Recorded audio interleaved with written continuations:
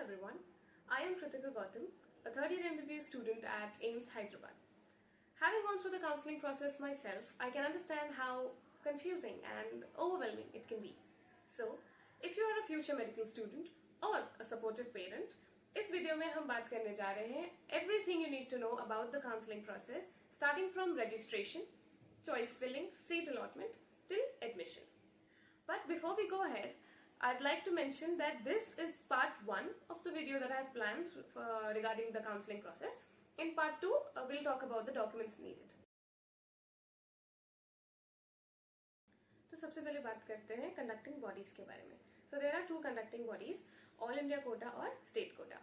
All India Quota के सारी चीजें कंडक्ट कराता है DGHS on the behalf of MCC. All India Quota जो है वो आपको गवर्नमेंट कॉलेजेस में मेडिकल और डेंटल की 15% सीटें दिलाता है, plus 100% of deemed university, ESIC, AIIMS, JIPMER, AFMC, इसकी 100% सीट्स जो है आपको ऑल इंडिया कोटा से ही मिलती हैं. Second is state quota. State quota अब हर स्टेट का अपना खुद का एक काउंसलिंग बॉडी होता है जो स्टेट में जितने मेडिकल कॉलेजेस हैं और डेंटल कॉलेजेस हैं गवर्नमेंट के, उनकी 85% ऑफ सीट्स देता है, plus 100% of all the seats in private medical and dental colleges. बस वो कॉलेजेस अपने स्टेट के, लाइक अगर महाराष्ट्र की स्टेट की बात करें तो अगर महाराष्ट्र में जितने भी प्राइवेट कॉलेजेस हैं उनकी 100% की सीटें, और महाराष्ट्र में जितने गवर्नमेंट कॉलेजेस हो गए उसकी 85% सीटें दिल कम अंडर स्टेट कोटा.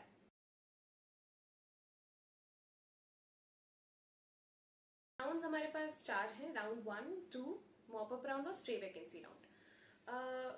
हर राउंड की अपनी खुद की registration, choice filling, seat allotment सब कुछ सेपरेट होता है. हमारा जो राउंड 1 है उसमें अगर आपको सीट मिली और आपको अपना सीट पसंद है, आप उस कॉलेज में पढ़ना चाहते हैं, तो आप वहां जाकर के एडमिशन प्रोसेस कंप्लीट कर लें and that's it for you.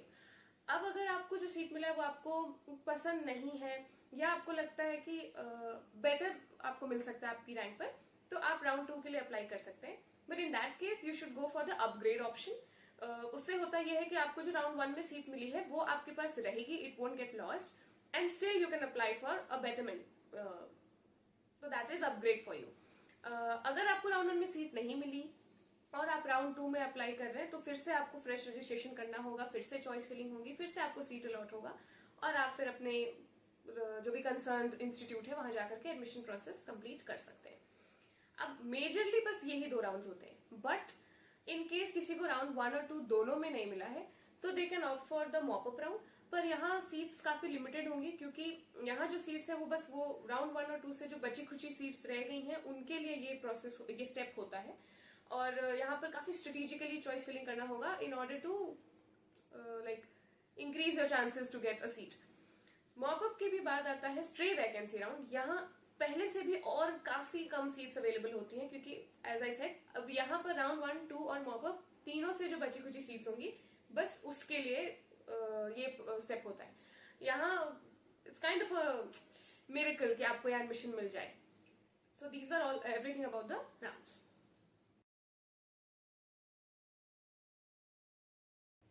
Coming to the steps of counseling, so first step is registration. अगर आप AIQUIT में अप्लाई कर रहे हैं तो आप MCC की वेबसाइट पर जाएं, और अगर आप स्टेट काउंसलिंग के लिए अप्लाई कर रहे हैं तो आप अपने स्टेट काउंसलिंग की जो भी वेबसाइट है वहां जाकर के अप्लाई कर सकते हैं.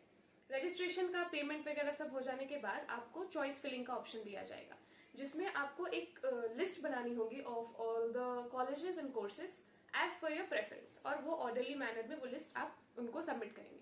फिर कुछ दिनों के बाद जब आपको सीट अलॉट कर दिया जाएगा तो उसमें जो भी कॉलेज में आपको जो भी सीट मिलेगा अकॉर्डिंगली आप उस पर्टिकुलर इंस्टीट्यूट में जाएंगे और जितने भी डॉक्यूमेंट्स उनको चाहिए वो सारी चीजें लेकर के for verification and admission process खत्म करेंगे.